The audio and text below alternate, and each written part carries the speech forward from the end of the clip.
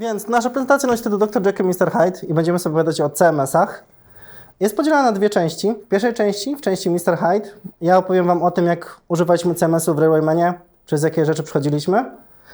Natomiast w części Dr. Jekyll Damian opowie Wam, jak używamy Jekylla, który jest static site generatorem, do ogarniania CMS-ów na Educate. Mamy to na produkcji, działa to już od paru miesięcy i w sumie jest całkiem stabilne, więc... Dobra, pierwsza część. Zanim przejdziemy dalej, to tak jak wspominałem, opowiem Wam troszeczkę o historii CMS-u w naszej firmie. Należałoby zacząć od rozwinięcia skrótu CMS. CMS to oczywiście komfortowa meksykańska sofa. Comfortable Mexican Sofa było pierwszym chyba CMS-em, który się natknąłem w Railwaymanie. Chyba po dziś dzień jest używana na Apple Seatsie, ale to by musiał Maciek gdzieś potwierdzić tutaj, na Apple Seatsie. Wyszła nowa wersja oczywiście w międzyczasie. Instalacja jest stosunkowo prosta, bo tworzy Wam migrację. Oczywiście to nie są wszystkie tabele, które są tworzone, bo nie zmieściłyby się na tym i na kilku jeszcze slajdach. Z rzeczy śmieszniejszych jest oczywiście CSS i JS do bazy, tak zwane Contangoway. Sam layout wygląda całkiem przyjemnie. To jest oczywiście Bootstrap z jQuery, także nie oczekujemy cudów. Ale jest dosyć schludnie. Stworzyliśmy sobie z Damianem taki przykładowy layoucik. Tutaj te klasy mogą nie być widoczne. To jest ogólnie Tailwind CSS, bo chcieliśmy coś zrobić na szybko, ale to nie jest tego Tailwind CSS, więc kto tam będzie chciał się pobawić, to się pobawi. Cały kod aplikacji i slajdów będzie na GitHubie dostępny po prezentacji, jak zmerdżujemy Dr. Jekylla z Mr. Hyde'em, o ironio. Zrobiliśmy layout, przechodzimy do tworzenia page'ów. Jak widzicie, tutaj muszę zrobić tylko za pomocą jakiegoś prostego wysiwiga content. Nie muszę robić layoutu, bo już zrobiłem go w pierwszym kroku. I chciałem sobie dorzucić jeszcze tak, żeby było fajnie, żeby miał w HTML swój tytuł, żeby to nie było jakieś tam, nie wiem, Rails template, czy jakkolwiek nazywałem tę aplikację wiki temu, tylko żeby był Dr. Jekyll, Mr. Hyde. Musiałem zrobić takiego dziwnego potworka tutaj, jakieś dodatkowe pole. I potem musiałem zrobić jeszcze jakiegoś takiego dziwnego potworka, którego znalazłem gdzieś na internecie, żeby to działało. Co jest w sumie moim pierwszym zarzutem do Comfortable Mexican Sofa, że rzeczy, które powinny być proste do zrobienia, no bo ustawienie tytułu strony to jest chyba podstawowa rzecz, nagle są trudne i musiałem trochę grzebać, żeby to znaleźć, więc trochę słabo. No ale w końcu udało się. Strona ma tytuł, jest Dr. Jekyll, Mr. Hyde, renderuje się, także fajnie, działa. Jeżeli chodzi o sam template strony, będziemy się fokusować na navbarze, na kontencie, na footerze. To miało być modale, ale nie zdążyliśmy, więc nie klikajcie w te linki tutaj. Z rzeczy różnych jeszcze możemy sobie zobaczyć, że Comfortable Mexican Sofa to nie tylko layouty i strony. Mamy jeszcze pliki, mamy code snippety. To wszystko ma swoje rewizje jak w Gicie, czyli można się cofać między różnymi zmianami. I ma swoje translacje, czyli możemy sobie nam dodać po niemiecku, po angielsku, jak to chce. Więc stwierdziłem, że hej, żeby to tak przetestować troszeczkę bardziej, to może, nie wiem, dodam sobie jakiś plik. No i tak dodałem, ten progress bar leci, ja czekam, nic się nie dzieje. I tak w końcu patrzę, że coś tam w tym progress barze, jakiś tekst się zmienił. Tutaj jest stack, który jest w tym progress barze zrenderowany. Więc rzuciło mnie errora w progress barze i dosłownie nie wiem, jakimś cudem go wypatrzyłem. Więc stwierdziłem, że pójdę zobaczę w serwerze, co się dzieje na logach. I to jest piękny gif, ja próbujący wgrać plik do Comfortable Mexican Sofy. To, co widzicie tutaj, to jest niekończący się ciąg insertów i delete'ów z bazy. Zapętliło się coś, nie wiem, jakiś callback w Active Recordzie poleciał i nie mogę dodać pliku, bo jestem w trakcie pętli create'a i destroya. Jedynym sposobem, żeby wyjść z tej pętli jest zabić serwer. Co trochę trwa, bo przecież dalej jedzie po bazie. Słowo wstępu, ja tu używam Dockera, bo jestem już przyzwyczajony, ale to się da postawić lokalnie wszystko, także Docker nie jest musem. I w końcu jak się uda zabić, to łaskawie progress bar znowu wyświetla error, że coś nie poszło. Tutaj jest takie zbliżenie na logi zatrzymane w czasie. No i widzicie, leci insert do Active Storage Blobs i za kawałek leci delete z Active Storage Attachments. Nie bardzo wiem, co się dzieje. Próbowałem to debugować, ale po pół godziny stwierdziłem, że szkoda mi mojego czasu. Więc stwierdziłem, że hej, skoro community ponoć jest takie fajne i mają swój kanał na Giterze, to może zagadam. Więc zagadałem. Zobaczyłem, że wisi pytanie sprzed kilku dni nieodpowiedziane, więc nie miałem większych nadziei. Koniec końców skończyło się tak, że odpowiedziałem sam sobie, bo zrobiłem to w Race Console jakimś cholernym hakiem w stylu pominięcie walidacji, save validate false, po prostu ręcznie zataszowałem ten plik, żeby się wyświetlił. Więc tylko napisałem chłopakom, żeby ktoś się kiedyś zainstalował, to mogą to tak sobie fixnąć i tyle. Podsumowanie z Comfortable Mexican Sofy. Podobała mi się instalacja. Instalacja była taka, zainstalowałem sobie gem, zamontował się Rails Engine, nie musiałem na to patrzeć, było fajnie. Z Railsami 6 to działa, nie miałem jakichś większych problemów żadnych. Admin panel jest ładny, może nie jest to, nie wiem, nie wiadomo jak wodotrysk, ale jest ładny. No i config file, który wygenerował, był naprawdę fajny, dużo rzeczy tam mogłem ustawić. Z minusów, no trochę tego bloatu sobie instaluję, ale wersję JavaScriptu, cóż. Autentykacja jest troszeczkę żałosna na sam początek, bo to jest HTTP Basic Auth i to się da na spokojnie zbyt forsować, ale okej. Trochę mnie zawiodło to, że nie ma żadnego setupowania ról i administrator może wszystko. I to trochę jest takie, nie wiem, nieprodukcyjne dla mnie, że administrator może wszystko. Mój największy zarzut to jest to, że jednak proste problemy, takie jak, nie wiem, ustawienie tytułu na stronie, czy wrzucenie obrazka na stronę, po to są CMS-y chyba, były ciężkie. Musiałem debugować gem, a debugowanie bibliotek zewnętrznych jest ciężkie i nie bardzo chcę na to tracić swój czas w pracy. No i nie jestem fanem zapisywania CSS-a, JS-a i HTML-a do bazy. Jestem fanem jednak, żeby frontend był sobie, backend sobie, żeby nie mieć jakichś tam detalów z frontendu w bazie i nie ładować użytkownikowi z bazy całego HTML-a jego świeża strona, bo to trochę tak dziwnie. Więc mój werdykt z Comfortable Mexican Sofa jest taki, że fajne by było, nie wiem, użyć tego, żeby na przykład administrator miał sobie jakiś landing page, żeby oni tam sobie mogli zmieniać jakieś tam about, FAQ, robić swoje. Ale żebym to wrzucił do jakiejś apki rejsowej, gdzie administrator może wszystko i może przeedytować połowę strony, która ma już jakąś logikę biznesową, no nie bardzo. Tyle o Comfortable Mexican Sofa. Przejdziemy teraz do Refinery. Konrad bardzo dobrze zna Refinery, się bardzo cieszę, że usiadł w pierwszym rzędzie. Na Refinery CMS robiliśmy taki projekt, który nazywał się Modern. Konrad go robił. Czekam. Salon fryzjerski po hiszpańsku. Nie wiem, czy wiecie, Konrad jest autorem większej ilości gemów niż prawdopodobnie większość tego open space'a razem wziętych, bo każdy nowy CRUD do Refinery trzeba robić jako osobny gem. Także zabawnie.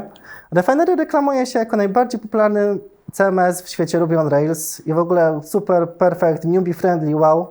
Ja tylko zaznaczę, że tutaj jest takie malutkie słowo we use the Rails way, także już wiedziałem, że będę mieć kłopoty. Nie wiedziałem jeszcze jak dużo. Reklamuje się instalację, że jest newbie friendly, nawet nie musisz być programistą, nie musisz umieć Rubiego, po prostu guides z Refinery przeprowadzą cię przez wszystko. Więc stwierdziłem, że wow, super, no to spróbujemy. I żeby było śmiesznie, Damian mi uświadomił, że ponoć teraz emotka fire oznacza, że coś jest takie super fajne. No ja miałem niestety na myśli piekło. Zaczniemy od tego, że stwierdziłem, że sobie to wrzucę do jakiejś apki, którą już mam, która coś robi. Więc wszedłem na guidesy. Na guidesach jest dużo rzeczy, ale nie ma słowa o tym, jak to wrzucić do apki, która już jest. Więc wszedłem na GitHuba. Na GitHubie też nie ma ani słowa. Natomiast jest słowo, że jest jakiś nowy release 4.0, co zaraz będzie ważne. Więc stwierdziłem, że okej, dobra. Wpisałem w Google, wyskoczyła mi jakaś tam legacy strona z guide'ów. Stwierdziłem, że fajnie, to zrobię tak, ale to jest 3.0. Nie chciałem 3.0, chciałem mieć to nowe. Więc stwierdziłem, że sobie po prostu utnę wersję i niech się ściągnie najnowsza. Jak pomyślał, tak zrobił i mi wrzuciło błąd, że chciałem sobie wygenerować, a nie ma takiego polecenia. I miałem lekki ząg i zacząłem szukać ponownie po GitHubie i po jakiś issue. I się doczłapałem do jakiegoś issue z 2012 roku i to dalej nie jest fiksnięte, chociaż issue jest zamknięte, że na Ruby Gemsach jest stara wersja i stara to znaczy sprzed 8 lat, kiedy jeszcze polecenia generatora nie było. Więc powiedziałem, dobra, to podbiję to do Railsów 4 i jakoś poleci. Próbowałem podbić, wrzuciło mi błąd, że nie jest kompatybilna z Railsami 6, więc stwierdziłem, że będę musiał jechać z mastera. No jak w końcu już ściągnąłem z mastera, to wrzuciło mi błąd z sidewerka na Railsach 6, więc stwierdziłem, że po prostu fantastycznie. Zmieniłem autoloader na Classic, żeby się nie męczyć już z tym sidewerkiem i w końcu mi się udało wygenerować tą apkę. To, co mnie ciekawi, że jest strasznie dużo migracji tutaj, co jest okej, no system się rozwijał, ale po co CMS-owi Action Mailbox, który odpowiada za odbieranie maili? Nie mam pojęcia.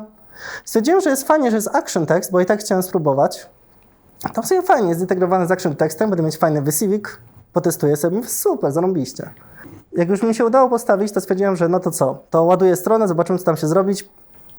Przywitała mnie serdeczna 404 na mojej stronie, ale stwierdziłem, że w sumie to może ma sens, no bo w sumie nie stworzyłem żadnej strony, to jest CMS, więc pewnie dlatego 404 poleciało. Więc sprawdziłem w routach i w routach jest taki strasznie duży komentarz, w którym jest między innymi napisane, że no, że to się montuje na rucie, ale jakbyś chciał, to sobie możesz tam w initializerze zmienić. No i stwierdziłem, że okej, fajnie, tylko że nie wygenerowało mi initializera. Nie wygenerowało mi nic, zero settingów, nic, null kaput. Próbowałem na GitHubie znaleźć to gdzieś w templatkach. Nie ma. Szukałem po prostu, przekopałem pół internetu, nie ma. Po pół godziny stwierdziłem, że dobra, szkoda mojego czasu, nie będę tego dostosowywał. Próbowałem znaleźć jakiś route, pod którym będę mieć, nie wiem, jakiś admin panel, żeby to edytować. Na adminie dostałem 404. Na Refinery dostałem 500, więc stwierdziłem, że to jest dobry trop. Okazało się, że jeszcze jest jakiś tam problem z assetami. On nie był trudny do rozwiązania, do manifestu i do initializera sobie dodałem linijkę. No i w końcu, po wielu godzinach prób i błędów, udało mi się to postawić. Jak widzicie, też jest admin panel, też jest stosunkowo minimalistyczny. Refinery ma ogólnie minimalistyczną koncepcję CMS-a, w którym każda nowa rzecz, łącznie z nowym CRUD-em, jak na modernie, to jest nowy gem, więc okej. Próbowałem sobie zrobić layout, ale się okazało, że layoutów się nie da zrobić w Refinery. Refinery nie ma koncepcji layoutów, ma koncepcję child page, czyli jakby strony mogą z siebie dziedziczyć. Więc stwierdziłem, że to może sobie zrobię tak, że jedna strona będzie jako layout, potem ta strona dziedzicząca to będzie widok, ale niestety tak się nie da, więc musiałem zostać przy takiej stronie i musiałem swój layout zakomitować z powrotem do kodu, czyli troszeczkę jakby cała idea CMS-a się tutaj zawaliła, ale dobra, być może istnieje jakieś obejście tego. Jak już mi się udało to zrobić, to widzicie, że strona się zrenderowała. Natomiast to, co mnie troszeczkę poirytowało, to, że myślałem, że ten tytuł strony z tego slajda to jest po prostu tytuł dla administratora, żeby tam sobie mógł tą stroną zarządzać, ale on się bezczelnie wyświetla tutaj. I stwierdziłem, że kurczę, nie chcę, żeby ten tytuł się tu wyświetlał. Zacząłem znowu grzebać i się okazało, że muszę zrobić zamiast YELDA jakieś page content for body, czyli znowu prosta rzecz, nie chcę tytułu i znowu muszę przeżyć pół internetu, żeby go usunąć.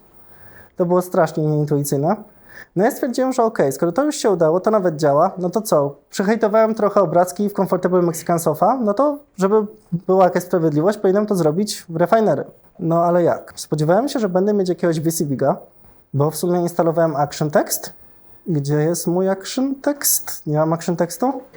Myślałem, czy nie wpisać po prostu tak na głupa image source'a, bo to jest HTML. No ale przecież tutaj mam zakładkę images. To chyba powinno coś się dać zrobić. No i byłem dosyć zagubiony. I stwierdziłem, że może jak jest takie demo produkcyjne Refinery, bo oni to mają na swojej stronie, to zobaczę, jak tam to wygląda. No i tak patrzę, kurczę, no u nich jest super, nie? Jest jakiś tam VCVig, to nie jest action text, także nie wiem, po co tam jest action text. Jest jakiś inny VCVig, da się wrzucać fajne rzeczy. Ktoś wrzucił jakieś w ogóle wideo z YouTube'a, mówię, super, ja też chcę. Czemu u mnie nie działa? No i zacząłem patrzeć po swoim JavaScriptie, żadnych errorów, zero warningów, w serwerze też nic, nul. I w końcu na jakiejś grupie dyskusyjnej Google'a sprzed kilku lat znalazłem, że od tego jest osobny gem, który ja sobie muszę dodać, żeby się zainstalował VCVig. Dodałem, fantastycznie, w końcu mogę wrzucić obrazek. W tym momencie moja mina już wygląda w ten sposób. To jest wszystko patetyk, że ja się muszę tyle namęczyć, żeby zrenderować głupią stronę. No i stwierdziłem, że dobra, w końcu mi się udało, zdropowałem to sobie fajnie i dostałem takie coś na frontendzie, więc chyba mi obrazek zescape'owało. Zacząłem ponownie szukać, okazało się, że jedynym sposobem, żeby to się zrenderowało, jest wrzucenie rowa. Dla programistów Rails row jest znany, bo pozwala dosłownie wstrzyknąć cokolwiek. Czyli w tym momencie, jeżeli chcę pozwolić administratorowi strony wrzucać obrazki, to muszę mu pozwolić wrzucać JavaScript i sobie może kraść ciasteczka swoich użytkowników. Bez sensu. No ale w końcu z rowem działa. Jej. I ponownie to jest prosta rzecz, tak? Do tego służą CMS-y. CMS-y mają służyć do tego, żebym sobie zrobił głupią stronę z tekstem i obrazkami. Dlaczego ja się muszę tyle namęczyć? Podsumowanie z Refinery. Plusy. Te guidy wyglądają naprawdę solidnie. Tam jest strasznie dużo tematów omówionych. Fajnie. Up to date. Plus, minus. Tam jest parę jeszcze tych sketchy z Railsami 6, ale przynajmniej ktoś się stara, ktoś na tym pracuje. Ja to doceniam. Jest strasznie dużo pluginów, prawie jak w WordPressie. Także być może coś tam jest, komuś się przyda. To, co było bardzo fajną niespodzianką, to jest to, że jest support dla SEO, czyli dla pozycjonowania. Można sobie dodać jakieś tam meta tagi. Jest do tego admin panel. Stwierdziłem, że w sumie bardzo fajnie. Comfortable Mexican Sofa tego nie miało. No i ten admin panel wygląda całkiem fajnie też. I z tego, co widziałem, to jak zainstalujemy sobie jakieś extension, na przykład, nie wiem, Refinery Settings, to od razu nam się dodaje zakładka w admin panelu, więc chyba ktoś to nawet całkiem przemyślał. Niestety minusów jest o wiele więcej. Przede wszystkim instalacja była tragiczna, straciłem strasznie dużo czasu na to. Nie wygenerowało mi konfigów, więc ja nie wiem, jakie są ustawienia. Nie idzie ich znaleźć. Miałem móc edytować całą stronę. Dalej muszę wrzucić layout do kodu, co trochę mija się z celem. Ponownie proste rzeczy, które powinny być proste, jak właśnie wrzucenie obrazka czy tytuł strony, znowu są skomplikowane. Znowu zapisuję CSS i JS w bazie. Znowu jest strasznie dużo takiego bloatu. Zrobiłbym w ogóle jakieś app decorators. Nie chcę app decorators, nie wiem, do czego to jest. W Refinery przynajmniej. Zrobiłem migrację na Action Mailbox, nie wiem po co CMS-owi program do otrzymywania maili. Nie ogarniam. Z tym gem release'em na Ruby Gemsach, gdzie jest stary kod sprzed 7 lat, to jest strasznie dziwne. No i mój największy taki zarzut trochę, że myślałem, że w faku znajdę odpowiedzi na te wszystkie pytania, a w faku jest wszystko i nic. Zwłaszcza nic. Więc nie wiem, minusów jest dużo więcej. Chyba, że dla kogoś, nie wiem, plusem jest import z WordPressa i nie żartuję. Jest gem do importowania z WordPressa na Refinery. Nie wiem, może Sales Team będzie mógł tego użyć kiedyś, ale ja nie chcę tego utrzymywać. Mój werdykt jest taki, że być może jak idziecie po refinery i robicie wszystko tak refinery way, to znaczy idziecie krok po gajdcach, wszystko to sobie budujecie, to prawdopodobnie to będzie całkiem fajna rzecz, ale wrzucić to tak z zewnątrz do aplikacji, która już istnieje, no ciężko. Było ciężko i naprawdę to nie jest warte czasu spędzonego nad tym.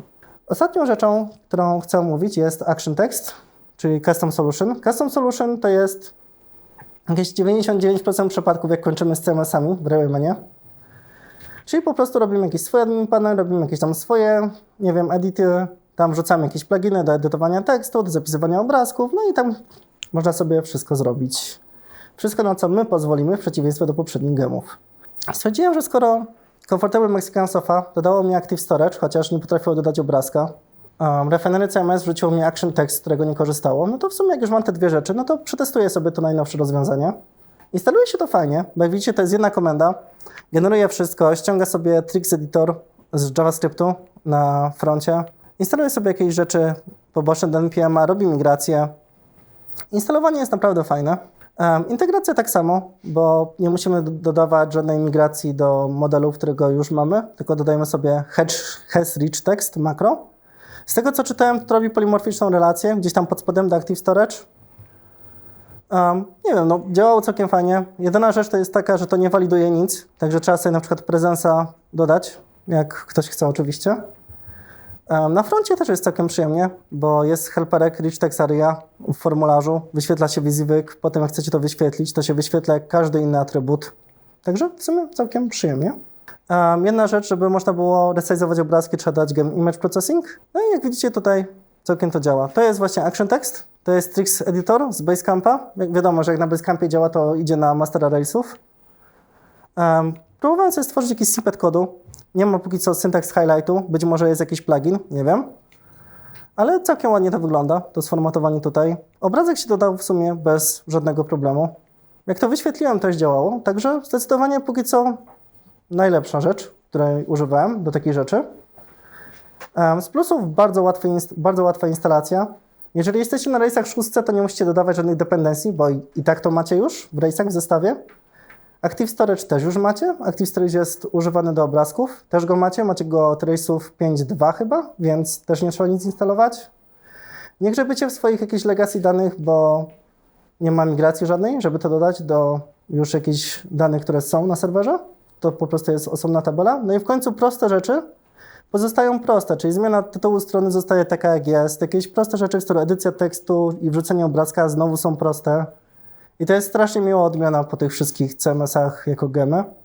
Minusy oczywiście, jeżeli to nie jest gotowe rozwiązanie, to sami musicie sobie zrobić admin panel. Jeżeli pracujecie nad jakąkolwiek większą aplikacją, no to istnieje szansa, że i tak już macie ten admin panel zrobiony. No to umówmy się, to nie jest jakaś filozofia dodać tam, nie wiem, jakąś zakładkę. Dalej zapisujemy HTML, CSS i JavaScript do bazy danych, co dalej jest słabe, ale tak działa Tricks.js. I zarzut mój do ogólnie Action Text jako idei jest taki, że ponieważ to jest dosyć mocno spięte z Active Storage'em, to lecą jakieś eventy do Active Storage, to nie bardzo da się podmienić w Action Textie Tricks.js na jakikolwiek inny edytor. I myślałem, że może Tricks.js jest jakoś łatwo, nie wiem, rozszerzowalny i są jakieś pluginy, ale szybki Google i nie znalazłem nic. Czyli chyba jak się już używa Action Textu, to się już używa Action Textu, używa Tricksa i niewiele można z tym zrobić.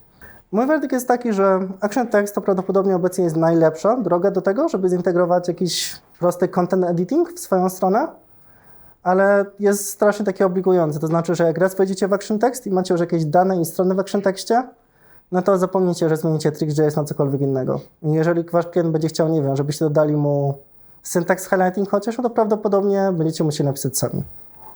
Trochę słabo. Action Text jest stosunkowo dalej młody, więc może to wszystko jeszcze powstanie, nie wiem.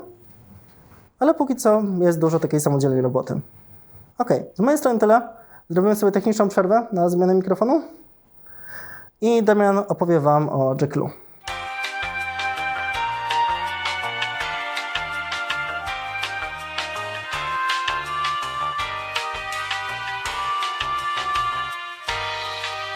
Okej, to Karol powiedział wam, jak to robiliśmy. przy dużych rzeczach. Ja wam powiem, jak można wykorzystać Jekylla przy mniejszych rzeczach, no i jak w ogóle można fajnie wykorzystać static site generatory. Ok, no to mamy CLI do Jekylla.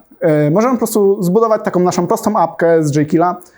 Przy S podajemy source, czyli gdzie mamy tego Jekylla. Nie wiem, to może być na przykład folder Jekyll, tak jak u nas. Zaraz o nim też opowiem. I D to destination. Podajemy po prostu, gdzie chcemy go zbudować. No pewnie to będzie app views, tak myślę. Jak my go używamy? Mamy Jekyll, folder nasz. W nim mamy config, tu są rzeczy po prostu, które wczytują nam te wszystkie footery, headery i modale z SCSS-ów. Mamy datę, gdzie tu są nasze defaultowa data i nasza data, która pochodzi od klienta. Defaultowa u nas jest tylko po to, żeby jeżeli klient sobie coś tam zrobi, a mu się to nie spodoba, żeby mógł sobie wrócić do tego, co miał domyślnie. Mamy także nasze HTML, czyli footer i header w 2 językach, żebyśmy po prostu mogli je zbudować oraz nasz team, który nam wczytuje favicony i CSS-y.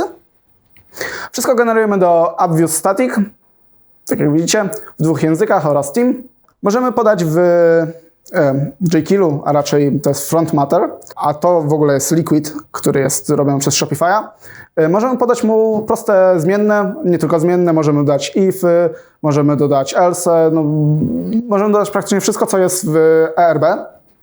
Tak jak widzicie, ja sobie dałem tutaj po prostu zwykłą zmienną, odwołałem się do page, bo Liquid ma page, site i jeszcze kilka innych rzeczy. Page akurat odwołuje się do strony, na której jestem, więc wziąłem page i wziąłem moją zmienną, po prostu w bracketach. No i to fajnie działa, ale my skupimy się trochę na czymś innym, ponieważ my skupimy się na storach w JSONie, które nam będą zapisywały rzeczy, które my chcemy. Tak jak widzicie, zrobiłem sobie Jekyll Data Store. Tam zapisałem tą samą zmienną, tylko z innym contentem i odwołuję się już teraz nie do page, tylko do site, bo to jest cała moja strona Jekyllowa, do data, no bo tak Jekyll sobie wymyślił, że będzie data, później nazwa pliku oraz nazwa mojej zmiennej. To nie musi być JSON, to może być CSV, to może być YAML, jest jeszcze kilka innych formatów, więc no jest jakby flexible. Ok, ale my chcemy to przebudowywać na requestie, bo no, żeby to było fajnie, żebyśmy nie musieli sami tego odpalać, żeby klient sam sobie to mógł odpalić. Więc mamy po prostu zmienną, metodę rebuild, no, która po prostu ma 2 opcje, te same, które mieliśmy w CLI-u i wywołujemy komendę Jekyllową build z procesem i podajemy po prostu opcje, które podaliśmy. No i redirectujemy do naszego homepathu, czy gdziekolwiek chcecie. Też nie chcemy jakby tego zapisywać dokładnie do pliku, no bo to jest też głupie i brzydkie, więc zróbmy po prostu model, zwykły Poro Object z Ruby, który ma attribute reader text, to może być tak naprawdę cokolwiek. Mamy path, który na jakimś tam dalszym rozwiązaniu można, nie wiem, wczytywać z zmiennych czy z czegokolwiek. Mamy content, który czytamy, po prostu tu jest read, który nam czyta, po prostu parsuje i czyta plik. I mamy, no tekst to będzie po prostu z tego JSON-a wyciągamy. Na save'ie robimy dosłownie odwrotnie co na readzie. No zapisujemy po prostu atrybuty, któremu przekażemy. Kontroler jest spoko na początek, ale na dłuższą metę jest strasznie wolny, bo będziemy musieli poczekać, aż ta strona się przeładuje. Więc użyjemy po prostu gemu Whisper i zrobimy zwykły listener na przebudowanie tej strony. Więc mamy domyślne opcje, asyncową, znaczy włączamy async, żeby było to szybsze. No i po prostu robimy listener na przebudowaniu. Tak wygląda nasz lister. Robimy dosłownie to samo, co w kontrolerze, tylko że w listenerze. No, chyba wszystko jasne. No i po prostu w kontrolerze inkludujemy naszego whispera i wwalamy event. Ok, ale teraz załóżmy, że nasz klient jeszcze chce, oprócz zmiany tych teamów, chce jeszcze sobie zmienić transakcje, bo na przykład, nie wiem, na ciemnym motywie będzie miał jakieś inne transakcje, a na jasnym będzie miał inne. Więc joinujemy wszystkie rzeczy, które mamy w Teams i tu jest akurat, uwaga, nie możemy wyrzucić naszych transakcji do głównego folderu do locals, tylko musimy wrzucić jakikolwiek inny folder, żeby nam i18 go nie wczytał od razu, bo nadpisze nam wszystko. Po czym na każdej z tych pathów wczytujemy cały path, no i przekazujemy go do i18.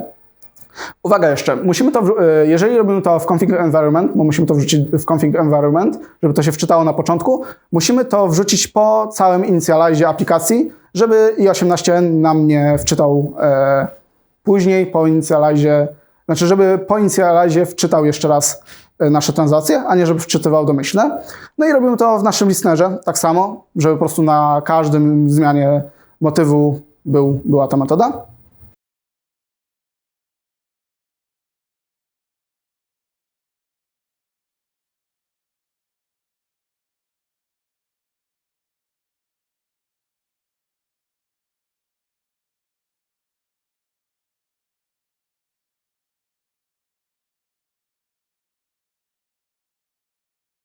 Co z kaszowaniem? To jest trochę ciężej, ponieważ rejsy domyślnie nam nie kaszują nam partiale, które my chcemy, żeby nam nie kaszowało, których my chcemy, żeby nam nie kaszowało. Więc musimy po prostu wyłączyć w produkcji, na produkcji i na stage'u template loading na false, żeby po prostu, no, żeby mogło się nadczytywać. Jeżeli coś nie działa, Jekyll ma bardzo fajną komendę Jekyll Doctor, która pokazuje nam, czy coś jest deprekatowane, czy wszystko używamy OK, czy mamy na pewno wszystkie zmienne, czy w naszym configu nie ma jakichś dziwnych rzeczy, których nie chcemy. Bardzo fajna zmienna, czy bardzo fajna komenda. Jekylla powinniśmy używać do mniejszych rzeczy, na przykład, no nie wiem, tak jak mówiłem, mamy ciemny motyw i biały motyw. I tutaj jest naprawdę Jekyll bardzo pomocny, bo jeżeli na przykład chcemy zrobić całego CMS-a w Jekyllu, to naprawdę będzie super ciężko. Do tego mamy całe CMS-y, tak jak Karol pokazał. No Jekyll jest szybszy. Nie ma problemów z tym, że musimy wczytywać czystego HTML-a. No jest na pewno trochę bardziej bezpieczny, bo zrobi tylko to, co mu każemy. Nie ma migracji, nie ma w ogóle wczytywania do bazy danych. No jedyne, co wczytujemy, to pliki. Więc no, myślę, że ma swój use case. Okej, dziękuję. Aha, jeszcze jakieś pytania?